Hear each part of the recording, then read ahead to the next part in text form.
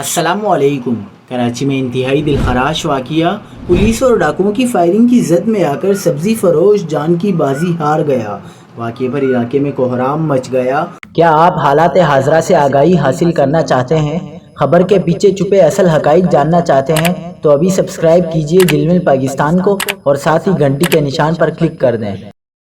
آپ کو بتاتے چلیں کہ کراچی کے علاقے جوڑیا بازار میں پولیس اور ڈاکوؤں کے درمیان فائرنگ کے تبادلے کے دوران ایک بے گناہ سبزی فروش جان کی بازی ہار گیا۔ پولیس کے مطابق دو ڈاکو لائٹ ہاؤس کے قریب شہریوں کو لوٹنے کے بعد فرار ہو رہے تھے، جن کا کھارادر پولیس کے اہلکار نے تعاقب کیا۔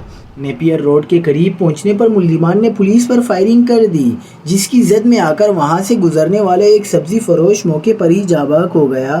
پولیس کی جوابی فائرنگ کے باوجود ملزمان موقع سے فرار ہونے میں کامیاب ہو گئے اور پولیس نے علاقے کو گھیرے میں لے کر فرار ہونے والے ڈاکوؤں کی تلاش شروع کر دی ہے۔